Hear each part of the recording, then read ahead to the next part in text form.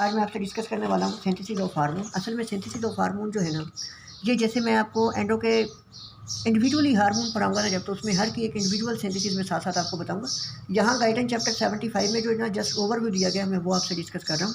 तो हमने पिछली वीडियो में, इससे पहले मैंने आपको बताया था कि क्लासेस ऑफ द हार्मोन्स आपको बताई थी कि हार्मोन्स केमिकल नेचर के लिहाज से प्रोटीन पॉलीपेप्टाइड्स हो सकते हैं, अमाइनो एसिड डेरिवेटिव हो सकते हैं और स्टीराइड डेरिवेटिव हो सकते हैं। अब एक इंपॉर्टेंट क्वेश्चन है यहाँ पे कि अगर किसी जो हार्मोन है वो अमाइनो एसिड से मिलकर बना है और अमाइनो एसिड उसके अंदर है अप टू 100, तो इसको कहेंगे पॉलीपेप्टाइड हार्मोन।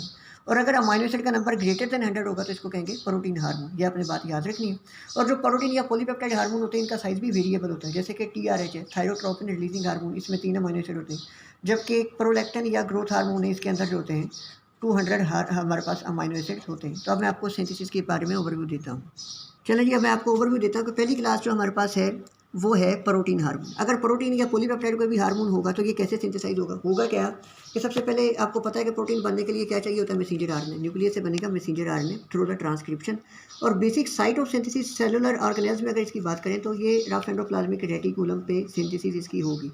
यहाँ पे पड़े होते हैं राइबोसोम, ये इस मैसेंजर आरएनए को यूज़ करेंगे और इसको ट्रांसलेट करेंगे इनटू पॉलीपेप्टाइड या हार्मोन सिंथेसाइज कर देंगे, प्रोटीन सिंथेसाइज कर देंगे। अब यहाँ पे जो मैं आपको एक जनरल बात बता रहा हूँ, आपने ये याद रखना है कि ये एक जर्नलाइज्ड आइडिया है, एक जनरल रूल के तौर पे बात याद रखनी है कि जब मैं आपको पार्टिकुलरली सिंथेसिस सारे हार्मोन्स की पढ़ाऊंगा तो उसमें आपको ये बात याद जो है बहुत फ़ायदा होगा अगर आपने यहाँ से बात ये समझ ली कि जब भी प्रोटीन या पॉलीपेप्टाइड हार्मोन इनिशियली सिंथेसाइज होता है तो ये कभी भी एक्टिव फॉर्म में सिंथेसाइज नहीं होता।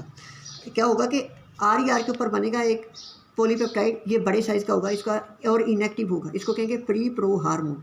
और एंडोप्लाज्मिक रेटिकुलम के अंदर ही इसका क्लीवेज होगा, इसको छोटे साइज़ में चेंज कर दिया जाएगा और जो अब स्मॉल साइज़ का स्ट्रक्चर बनेगा उसको कहेंगे प्रो हार्मोन। तो ये बात आपने याद रखनी है। तो प्री प्रो हार्मोन कहाँ पे बना? रफ एंडोप्लाज्मिक रेटिकुलम पे। बनते ही इसको क्या था, ये बड़े साइज़ का था, इसकी क्लीवेज हुई, स्मॉल साइज़ में चेंज कर दिया, किसमें? उसका नाम क्या हो गया? Pro hormone. और ये प्रो हार्मोन तक का प्रोसीजर कहाँ पे हो रहा है? एंडोप्लाज्मिक रेटिकुलम पर ही हो रहा है। अब क्या होगा कि जब ये प्रो हार्मोन बन गया, अब ये जाएगा गाल्जी अपरेटस के पास। जब ये गाल्जी के पास जाएगा तो यहाँ पे क्या होगा, इसकी फर्दर क्लीवेज होगी। अब जब प्रो हार्मोन की क्लीवेज होगी तो इससे दो चीज़ें बनेंगी, एक बनेगा एक्टिव हार्मोन और इसके साथ बनेगा इनएक्टिव फ्रेगमेंट्स। अब इनएक्टिव फ्रेगमेंट हार्मोन के साथ बनता है, यहाँ पे तो जनरली इनएक्टिव फ्रेगमेंट का वर्ड यूज़ किया, तो जब मैं आपको सिंथेसिस पढ़ाऊंगा तो मैं आपको बताऊंगा किस हार्मोन के साथ क्या बनता है।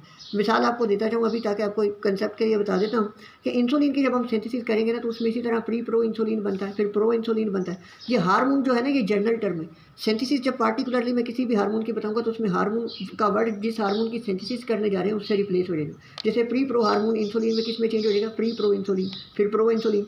फिर अब यहाँ पे एक्टिव फ्रेगमेंट जो बनेगा वो तो इंसुलिन ही होगा और इनएक्टिव जो होगा फ्रेगमेंट उसका नाम होगा C peptide in case of the insulin. ये भी मैं आपको बता रहा हूँ, फर्दर इसकी डिटेल में जब इंसुलिन पढ़ाऊंगा उसमें आपको बताऊंगा। अब यहाँ पे जो एक्टिव हार्मोन और इनएक्टिव फ्रेगमेंट बना है, ये बना कहाँ पर है? गाल्जी अपरेटस में। और होगा क्या, इसको वेसिकल के अंदर स्टोर करके रख लिया जाएगा। अब ये बहुत इंपॉर्टेंट बात है कि प्रोटीन और पॉलीपेप्टाइड हार्मोन वेसिकल की फॉर्म में स्टोर होते हैं। अब इसकी रिलीज़ के लिए क्या क्या चाहिए होते हैं? स्टिमुलेटरी फैक्टर्स चाहिए होते हैं। अब ये स्टिमुलेटरी फैक्टर्स क्या होते हैं कि लेट्स सपोज ये सेल था जिसके अंदर अभी मैंने आपको बताया कि ये वेसिकल के अंदर स्टोर करके हमने रखा हुआ है, हार्मोन्स बना पड़ा है। अब होगा क्या कि कभी इस सेल की मेम्ब्रेन डिपोलराइज हुई है, कैल्शियम अंदर आया। जब कैल्शियम अंदर आएगा तो यहाँ देखिए कि कैल्शियम आके इस सेल की मेम्ब्रेन के साथ इस वेसिकल की फ्यूजन को बढ़ा देता है। तो इस तरीके से इसकी एक्सोसाइटोसिस होगी और ये जो हार्मोन है ये सर्कुलेशन में रिलीज हो जाएगा ब्लड स्ट्रीम। या दूसरा क्या हो सकता है कि ये हार्मोन है, लेट्स सपोज ये सेल था जिसने अभी क्या सिंथेसाइज किया? Protein hormone. इसकी सरफेस पे कोई आके क्या बाइंड करेगा? हार्मोन। रिसेप्टर्स के साथ बाइंड कर देगा हार्मोन और अंदर क्या होगा? कैस्केड एक्टिवेट होगी। अब ये कैस्केड क्या है?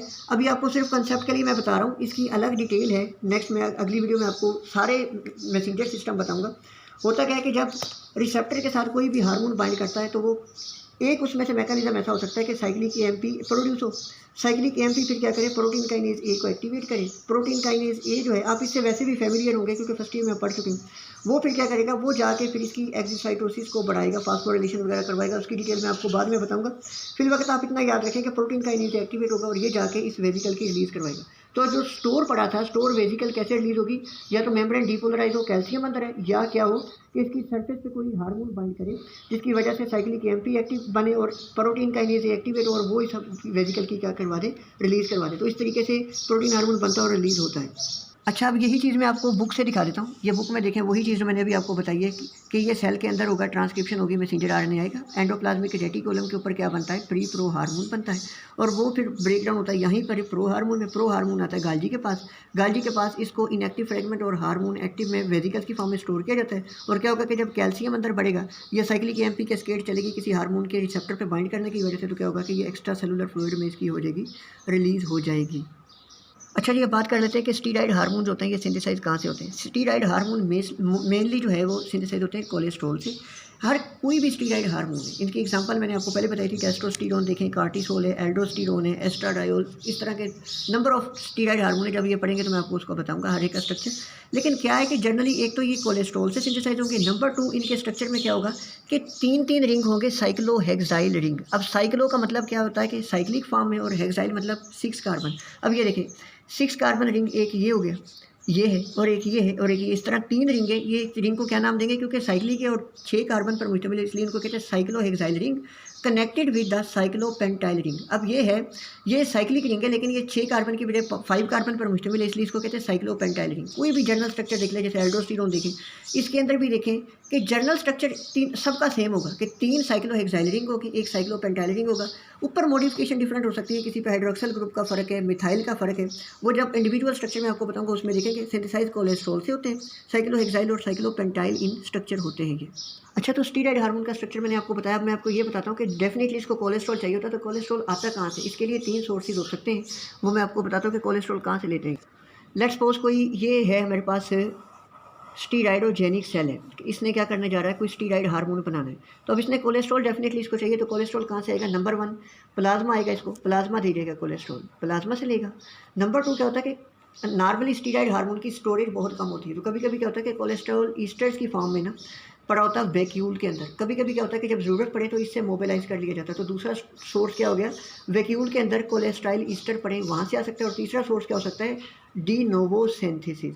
डी नोवो सिंथेसिस का वर्ड बार बार लिपिड मेटाबॉलिज्म में आप सुनेंगे, ठीक है, न्यूक्लियोटाइड मेटाबॉलिज्म में सुनेंगे। डी नोवो का मतलब होता है कि सेल खुद सिंथेसाइज कर रहा है, तो इसको कहते हैं, मतलब सेल खुद सिंथेसाइज कर सकता है, वैक्यूल से मोबिलाइज करवा सकता है, और मोस्टली जो आपने याद रखना है प्लाज्मा से कोलेस्ट्रॉल लेता है ये। तो ये समरी है कि कोलेस्ट्रॉल सोर्सेज अगर आपसे पूछ लें, वाइवा में अक्सर पूछ लेते हैं, तो ये आपने याद रखना मोस्टली प्लाज्मा है, खुद भी सिंथेसाइज कर सकता है सेल, और कुछ क्या ले सकता है, कोलेस्ट्रॉल ईस्टर को मोबिलाइज करवा के ले सकता है। अच्छा जी, अब आपको ये बताऊं कि अमीनो एसिड डेरिवेटिव कोई भी हार्मोन है वो सिंथेसाइज कहाँ से होगा। Mainly amino acid derivative hormone 2 तरह के होते हैं, या थायराइड बनाता है या एड्रीनल मेडुला बनाता है, जो एपिनेफ्रिन नॉरएपिनेफ्रिन है, जिसको कैटेकोलामीन कहते हैं। अब होता क्या है कि थायराइड के अंदर होती है फोलिकल। लेट्स सपोज मैंने एक फोलिकल का स्ट्रक्चर आपको बड़ा करके दिखाया।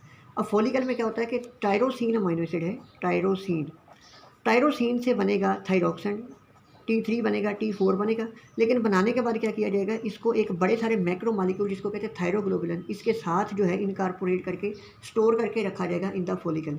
जब इसकी ज़रूरत पड़ेगी तो यहाँ से ये हार्मोन इससे रिलीज होगा थायरोग्लोबुलिन से, और ब्लड स्ट्रीम में चला जाएगा और अपने जाके एक्शन परफॉर्म करेगा।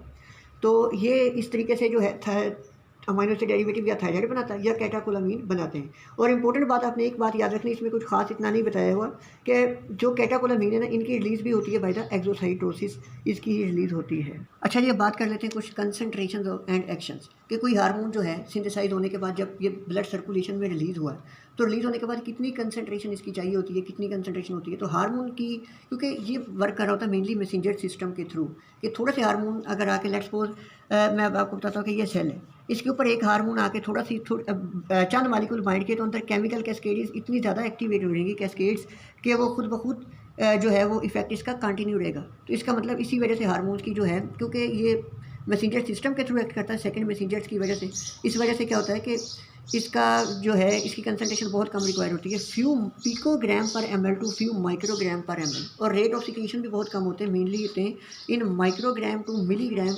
जो होते हैं, इस माइक्रोग्राम टू मिलीग्राम में इसको मेजर करते हैं, ये आपने बात याद रखनी है। और एक्शन की बात करें तो डिफरेंट हार्मोन के रेट ऑफ एक्शन डिफरेंट होते हैं।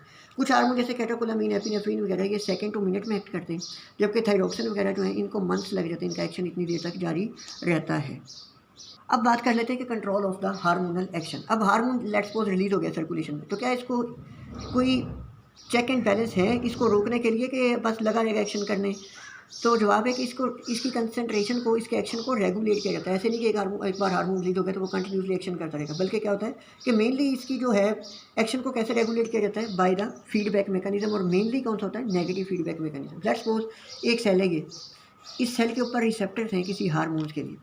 अब ये हार्मोन जब आएगा, जब आके इसने अपना एक्शन परफॉर्म कर लिया, जब सर्कुलेशन में इसकी मैक्सिमम अमाउंट जितनी होनी थी, चाहिए थी, वो अचीव हो गई है और इसने अपना एक्शन कर लिया, तो क्या होगा कि नेगेटिव फीडबैक ये सेंड करेगा ताकि फर्दर इस हार्मोन की रिलीज़ ना की जाए। तो इस तरीके से इसकी हार्मोन की रिलीज़ रुक जाएगी और इसका जो है एक स्टेडी स्टेट मेंटेन होगी। जितनी इसने एक्टिविटी परफॉर्म करवानी उतनी ही परफॉर्म करेगा, उससे ज़्यादा नहीं करवाएगा।